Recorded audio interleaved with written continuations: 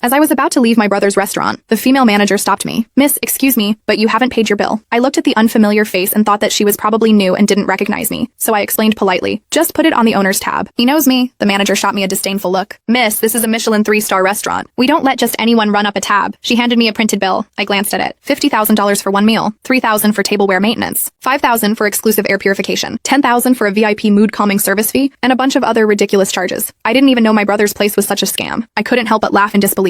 "I'm the owner's sister. If there's a problem, tell him to talk to me at home." But she just wouldn't drop it. "If you can't afford it, stop acting like you can. And don't act like you know Mr. Dennis either." I fired off a quick text to my secretary. "Tell my brother to either fire this manager or I'm pulling my investment. Miss, stop wasting everyone's time and just pay your bill." The manager's tone was sharp and condescending, as if she were already sure I was trying to score a free meal. A few curious glances came from the people around us. I frowned, not wanting to waste my time on something this ridiculous. I took out my phone to call my younger brother, Dennis White. All I got was a busy signal. I tried again, but still nothing. It was a workday. What could that brat possibly be doing? I put my phone away and looked at the pushy woman right in the eye as I repeated myself, word for word. I'll say it one more time. "My name is Teresa White. I'm Dennis's older sister. If you can't reach him, just check his account. My photo and information are all linked to his card." I thought that was the most direct and effective way to settle things. However, upon hearing my name, the manager didn't even bother to check. Instead, she burst into a loud laugh, drawing even more attention our way. She leaned in suddenly, lowering her voice so that only the two of us could hear. "Still playing pretend? I've seen your face on my hubby Dennis's social media. You're just a shameless witch sneaking around with my man. And now you have the nerve to show up here and try to put your meal on his tab? How thick-skinned are you?" For a moment, I was stunned. I glanced at her name tag, Jessica Thompson. I could only feel speechless at all of this. So, this was Dennis's so-called secret girlfriend, the one he wouldn't even show me a photo of. How could Dennis have such terrible taste? I see. This outrageous $50,000 bill wasn't some kind of misunderstanding. It was a setup, planned all along just to humiliate me. Before I could say another word, she had lost her patience. "If this lady wants to dine and dash, we'll just have to detain her and wait for the police." She waved her hand, and two brawny security guards who had been waiting nearby immediately stepped forward. One clamped a hand tightly over my mouth, while the other twisted my arms behind my back like I was a criminal. I struggled, but it was hopeless due to the difference in strength. Ignoring my furious glare and the shocked looks from the other guests, they dragged me roughly toward the kitchen. They then dumped me into a storage room that reeked of disinfectants and leftover food. The door slammed shut, cutting me off from all light and sound outside. In the darkness, the manager, Jessica, didn't say a word. She simply lifted her foot that was clad in a high heel and kicked me hard in the stomach. The pain was so intense that I curled up on the floor, my stomach churning. "Spending my man's money, huh? Trying to seduce him?" she screamed, her voice tinted by jealousy and rage. Standing over me, she ordered the two guards and said, "Beat her up and don't hold back." The two security guards were clearly on her side. Without the slightest hesitation, they started to punch and kick me. I clenched my teeth, keeping inside every cry and groan. It felt like my bones were breaking and my innards were scrambling. Jessica kept screaming, "Who do you think you are? You're nothing but a leech. I told you I'm his sister. If you don't believe me, ask Dennis yourself. Call him right now and I'll speak to him." I tried to explain, but she didn't care at all. She only raised her hand and stopped the assault when I grew dizzy and everything started spinning. She pressed the heel of her high heel onto my shoulder, smiling down at me. "You'd better pay for your meal today and cough up another $50,000. This